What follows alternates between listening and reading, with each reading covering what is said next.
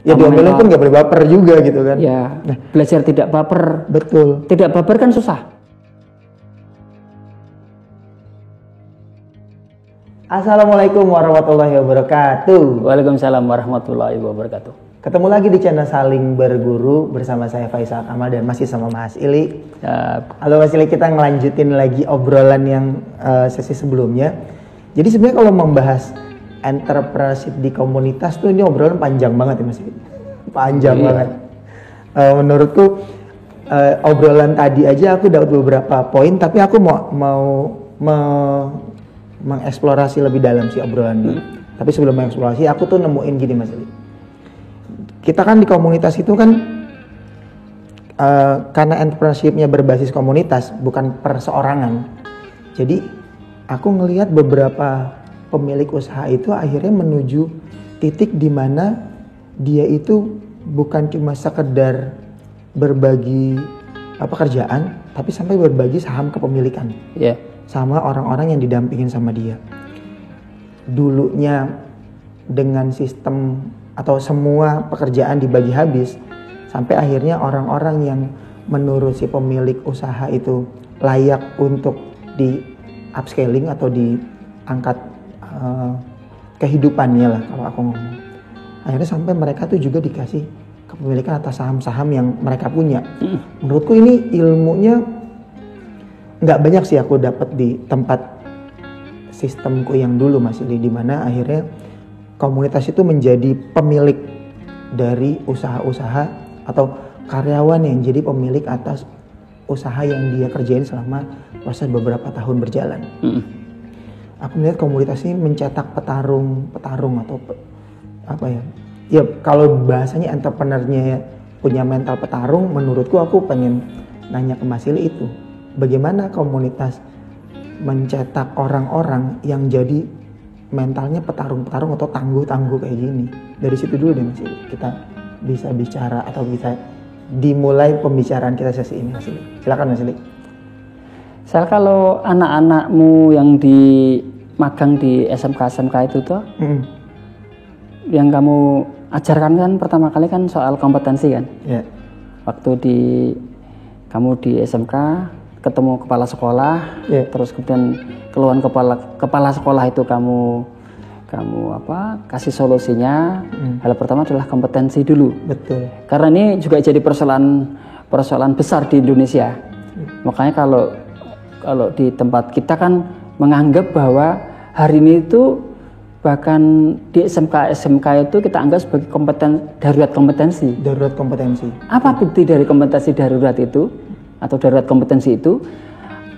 Adanya ketika anak-anak itu lulus dari SMK, rupanya susah untuk meneruskan ke jenjang berikutnya, yaitu kerja. Apalagi bisnis sendiri. Artinya kompetensinya itu yang dari SMK itu nggak bisa dipakai. Maka itu yang pertama kita lakukan. Nah, kesadaran kompetensi ini yang sebenarnya harus kita ingatkan kepada setiap pihak siapapun, terutama sekali adalah anak-anak muda atau remaja. Maka Saling Berguru ini, channel kita ini kan sebenarnya di bawah remaja karena persiapan menuju remaja. Kemudian dibutuhkan juga mungkin sekolah, bahkan sangat dibutuhkan oleh setiap orang tua bahkan. Setuju. Ya kan Sal? Benar. Maka yang kita ingatkan terus di forum ini adalah ayo toh putra putri itu diingatkan untuk punya kompetensi apa. Itu kan. Nah, kalau ingin jadi petarung tangguh itu, kompetensi itu satu hal. Tapi hal yang lain pasti kita pastikan adalah selalu soal karakter. Kita ulang lagi nih, karakter. Tapi karakter yang seperti apa yang kita butuhkan untuk teman-teman di komunitas ini agar menjadi seorang petarung tangguh gitu. Pertama kali kita ingatkan ketika teman yang punya kompetensi ini dia ingin memasuk ke ruang apa? Pertama pasti karena kita memastikan dia bukan bekerja ikut orang kan, kita akan arahkan mereka jadi pebisnis kan. Betul. Maka pertama kali yang kita ingatkan adalah anak-anak kita adalah membangun mimpinya itu. Ya kan? Karena bahkan hanya soal membangun mimpi ini saja, di tempat kita itu, di sekolah kita kan tidak ada kurikulumnya. Iya. Bukan hanya kurikulum di sekolah, ini tanggung jawab orang tua juga. Bahkan di rumah pun orang tua harus punya kurikulumnya, bahwa putra putri kita tuh harus punya mimpi yang tinggi. Harusnya kan gitu. Iya. Yang sesuai dengan kompetensinya yang dia akan sudah mulai itu. Iya. Jadi kompetensi di dalam karakter itu, karakter ada turunan pertama itu adalah tentang niat awal itu jadi pemimpi yang baik itu. Makanya yang kita selalu ulang-ulang, ayo toh kamu tuh kepingin ke arah mana, setelah 3 tahun dari sekarang tuh kamu ingin jadi seperti apa, terus bagaimana yang akan kamu lakukan, kamu tuh ngapain, kan gitu yang selalu kita ulang dan kita ingatkan ke putra putri kita itu. Terus kalau aku kira-kira merangkumnya kira-kira gini. Jadi setiap manusia, siapapun kamu, aku, putra putri kita atau siapapun itu kan kita selalu ingatkan agar dia itu dalam hidupnya punya legenda hidup namanya. Legenda hidup. Ya, itu kalau di bukunya Paulo Coelho itu kan gitu. Jadi setiap orang itu harus punya legenda hidup. Karena kalau dia tidak punya legenda hidup, manusia itu ya tidak punya cerita apa-apa. Kalau mati ya sudah nggak ada pernah meninggalkan legasi apapun. Makanya yang selalu kita ulang terus kepada kita semua adalah ayolah kita harus menjadi legenda hidup, karena ya kita itu hidup ya cuma sekali itu toh Sal. Iya. Itu Sal. Ya. Berarti menjadi seorang legenda sebelum dia nggak ada atau sebelum kita nggak ada tuh menjadi salah satu dream yang memang harusnya bisa dikejar, bisa diwujudkan. Walaupun medianya pakai entrepreneurship, maksudnya gitu. Dan bisa dicangkokkan. Oh iya. Makanya kan kita sepakat bahwa di tempat kita itu entrepreneurship-nya adalah by design. By design. Bukan by accident. Bukan bisnis karena terpaksa. Ya. Bukan. Betul. Ya. Memang tapi benar karena desain. Ya. Ya. By design dengan dicangkokkan ke orang lain, atau istilah di komunitas itu dikader, ya. Dikaderisasi. Ini kan jadi sistem pendampingan di komunitas, Mas Li. Tepat. Betul ya, Mas Li? Benar. Bagaimana ketika seseorang, anggaplah di diskusi kita sebelumnya, Mas Ili jatuh bangun di entrepreneurship, lalu menemukan pola, lalu pola itu Mas Ili cangkok ke beberapa orang yang, ya entah itu karyawan, entah itu kadernya Mas Ili, entah siapapun orang yang Mas Ili terima untuk belajar sama Mas Ili. Terus mereka menemukan lagi bahwa pola ini sudah terbangun di personalnya mereka, lalu mereka mengkader lagi orang-orang selanjutnya. Nah, aku penasaran sama ini Mas Ili. Di komunitas itu kan kredonya bahwa eat, sleep, and dream. Ya. Nah, itu tuh kalau dari Mas Ili sebagai seseorang yang menginisiasi komunitas jaringan rumah usaha ini, eat, sleep, and dream dalam komunitas itu realnya seperti apa Mas Ili? Kalau bahasa sekarang tuh namanya vibes. Vibes, oke. Kalau bahasa agama namanya lingkungan. Oke. Maka kata-kata agama itu kan kurang lebih begini. Dirimu akan tahu 3 tahun ke depan dengan melihat 2 hal. Satu, apa bacaanmu, dan siapa lingkunganmu. Bacaan lingkungan. Yeah. Maka eat, sleep, and dream itu adalah bahasa bebas ya. Yeah. Kalau eat and sleep-nya bisa jadi itu adalah lingkungannya. Tapi dream itu adalah bacaan. Benar gak sih? Oke. Ya, kamu bisa tambahkan sendiri, Sal. Iya, eat, sleep itu lingkungannya. Berarti dia makan dan tidur bareng sama lingkungannya dia. Tapi ketika dream itu bagaimana dia bisa ngebangun mimpinya dia lewat bacaannya. Bacaan itu kan sekarang kan nggak cuma buku ya Mas. Iya. Bacaan itu kan bisa kita berdialog. Ini kan bacaan. Setuju. Apa yang jadi tontonan bacaan. Menurutku ketika ada seorang anak, kita anggaplah kadernya ini seorang remaja yang tadi Mas Ili bilang lulus SMK, nggak punya kompetensi yang cukup layak, akhirnya dia bergabung sama komunitas untuk dimasukkan ke dalam pola itu. Tugas si pendamping kan untuk benar-benar ngedampingin secara intens, dekat gitu, sampai anak itu menemukan pola lagi yang sudah masuk ke badan, menginternalisasi dirinya sendiri, terus dia mau ngapain kan terbentuk tuh. Maka kalau bentuk bentuk dari anak-anak itu di tempat kita itu kan kita sebut sebagai nyantri itu kan. Nyantri. Ya kan? Bahasa nyantri terus bahasa sekolah magang. Dia menginternalisasi. Karena di dalam nyantri itu pasti ada banyak forum yang sangat banyak, itu intensitas dialog yang bolak-balik kita ngomong itu. Betul. Dengan cara mastermind misalkan. Betul. Nah, itu lingkungan yang memang dibangun sama komunitas ya Mas Ili ya? Iya harus, komunitas itu harus bangun seperti itu, mau tidak mau, karena itu memang menjadi syarat utama ketika, ya sama lah kayak beragama itu. Sebenarnya yang kita lakukan ini kan ya dunia ilmu, ketika mentransfer ilmu bagaimana caranya itu kan selalu harus ada terus-menerus obrolan-obrolan, diskusi-diskusi, proses riset, dan terus kemudian si yang bersangkutan yang memasuki ruang itu menginternalisasi, dan itu sebenarnya menginternalisasi itu kan meriset. Kemudian setelah menginternalisasi, naik bahasamu mengkalibrasi. Iya.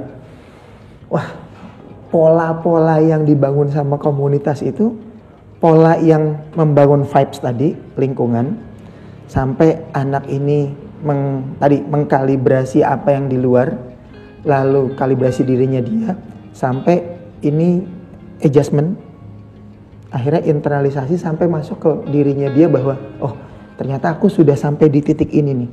Ini kan kerja keras semua nih Mas Ili, jatuh bangun, kena feedback, kena kurasi mentor, sampai akhirnya diomel-omelin terus kan, diomelin. Ya diomelin pun gak boleh baper juga gitu kan. Ya, nah, belajar tidak baper. Betul. Tidak baper kan susah. Berat. Tapi belajar tidak baper itu kan bagian pada proses kerja keras itu. Betul, proses berusahanya ya. Belajar untuk tidak baper sampai proses titik dia internalisasi ini kan pasti akan membuat dia, menurutku, jadi orang yang akan sangat banyak perubahan, termasuk aku ngerasain sendiri di aku dan keluarga. Bagaimana ketika masuk, lalu hari ini jadi apa? Internalisasi culture-nya komunitas itu akhirnya bisa dibagikan lagi ke anak-anak kalau di aku kebetulan di Karanak, di mentor-mentor lain mungkin di tempat anak-anak nyantri atau di vibes yang dia bangun. Akhirnya setiap mentor punya ciri khas masing-masing, tapi polanya sama. Iya kan? Bener Mas. Akhirnya itu jadi template asal. Template, bener. Nah itulah cara kita menghijack DNA. Hijack DNA. Ya itu bahasa orang-orang keren sekarang lah, orang-orang yang hebat sekarang kan. Bagaimana cara merubah kebiasaan? Kalau kita bilang kebiasaan adalah DNA atau kebiasaan DNA kan, bawaan. Terus bagaimana kita menghijack itu?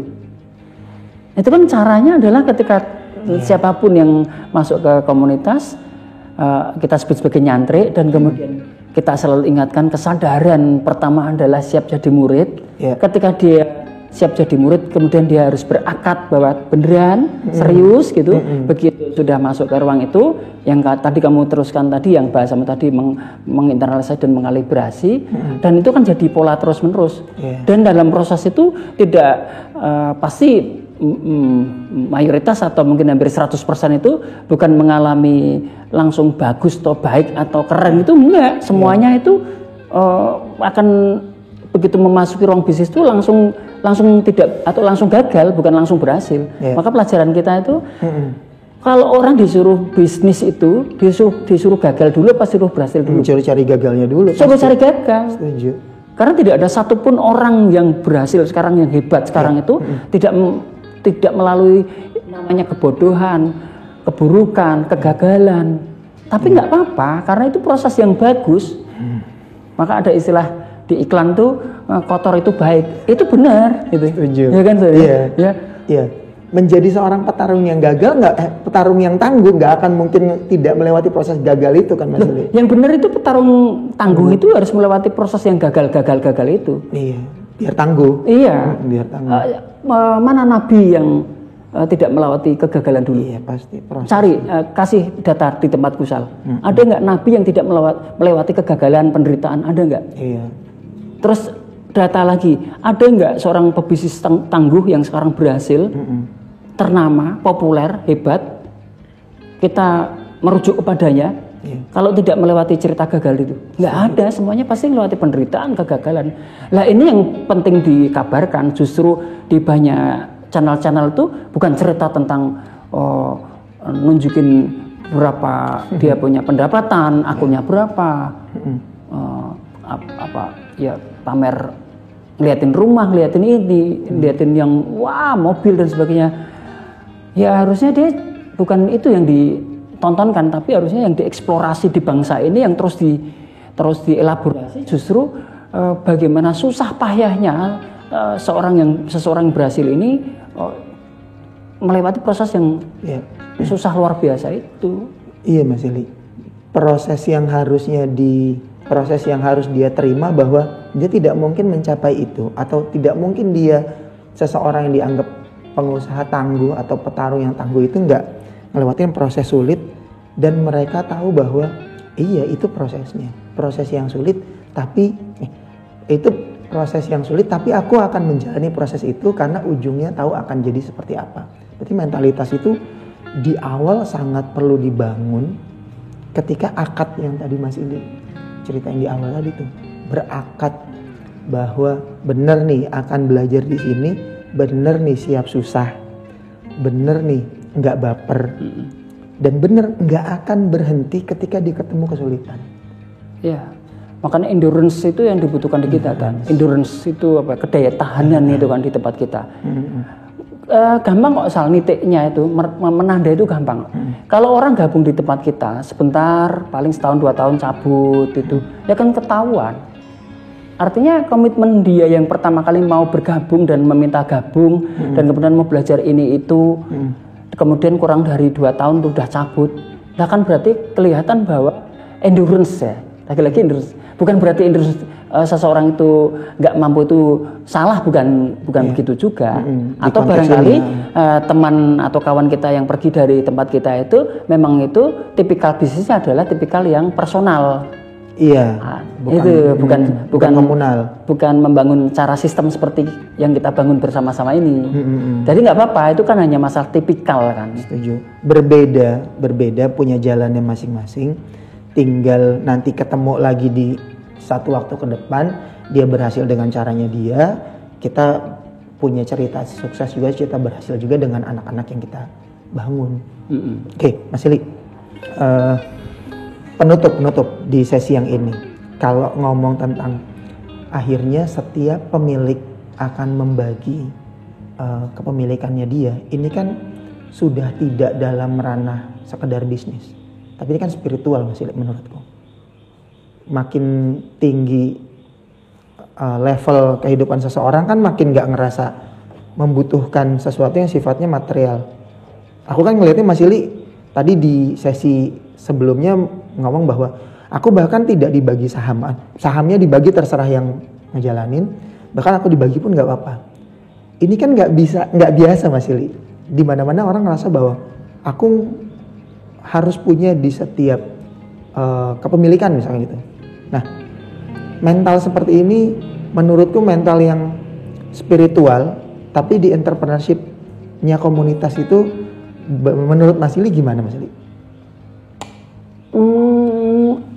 Gini ya, pada ukuran-ukuran tertentu, ukuran-ukuran tertentu itu misalnya gini, ketika seorang pebisnis sudah mencapai keinginan hasil itu, secara ekonomi maksudnya. Yeah.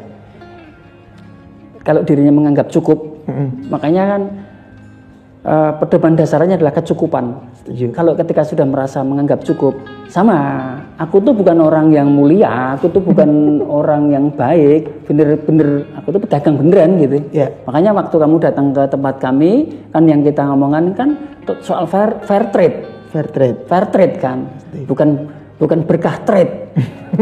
Berkah kan? Ya. Tapi benar-benar soal bagaimana bisnis yang bermartabat itu kan fair aja.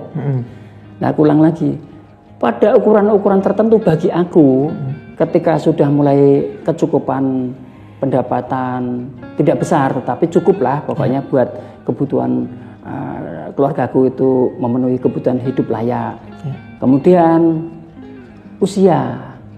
Ketika aku menginjak usia 37, pokoknya hampir 37 itu, alhamdulillah aku dan keluarga kan kayaknya sudah ada ya, gitu. Itu tapi harus ada komitmen dengan keluarga. Enaknya ngapain ya habis ini? Nah, karena sistemnya sudah mulai jalan di beberapa bisnis gitu, kemudian ya ini barangkali kita bisa berbagi. Ya sepertinya berbagi. Berbagi itu seperti berbagi kan teorinya gini, ketika aku mengembangkan dirimu, kan sejatinya bukan mengembangkan dirimu Sal, tapi sejatinya kan mengembangkan diriku, benar nggak sih? Ya, balik lagi. Ketika aku memandaikan kamu, sebenarnya apakah memandaikan kamu? Ya, enggak loh, tapi memandaikan aku loh. Makanya ketika kita ngomong konteks belajar, mengajar itu, ketemunya kan bolak-balik gitu. Makanya ketemunya ketika kita mengatakan saling berguru itu, ketemunya kan itu putaran. Gitu, Nah, akhirnya hidup itu sebenarnya hanya memutar gitu aja. Nah, ketika tadi aku mengatakan bahwa, aku itu nggak diberi saham nggak apa-apa. Tapi alhamdulillah teman-teman itu kan memberi gaji juga. Gitu. Iya betul. Atau tak balik.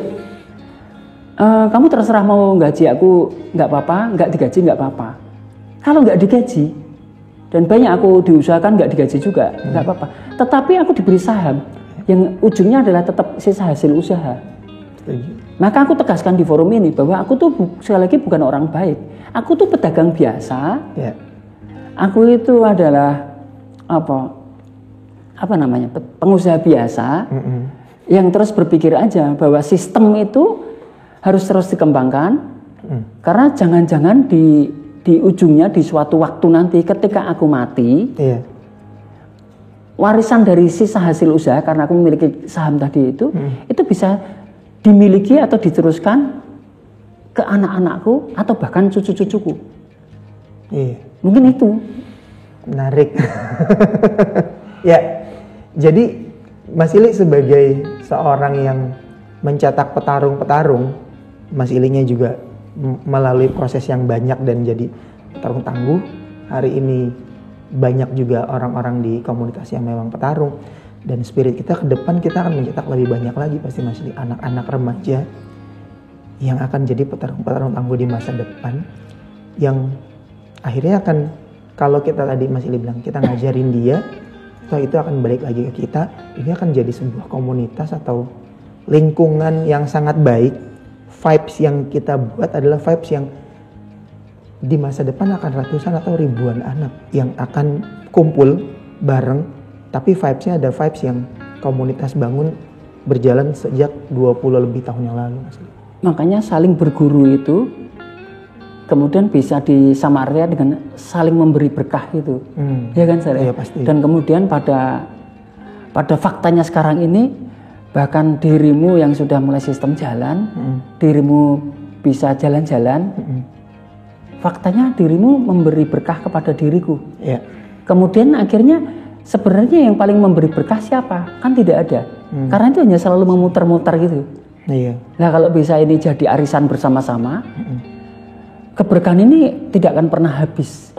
Nah sekarang tugas kita, mungkin tugas di banyak komunitas, bisnis terutama, atau komunitas apapun, termasuk tanggung jawab negara, bagaimana membuat metodologi berpikir, bagaimana ini menjadi kurikulum bersama-sama, bahwa bisa loh, kalau bisnis itu mau bersama-sama dan diatur metodologi belajarnya, itu ya kita pasti tidak akan kalah dengan bangsa lain. Amin. Menarik Mas Ili. Oke Mas Ili, terima kasih banyak. Sesi yang ini menurutku banyak juga poin yang bisa aku ambil, terutama mungkin teman-teman yang nonton juga bisa dapat pelajaran lebih banyak. Makasih banyak Mas Ili. Kita ketemu di sesi yang selanjutnya.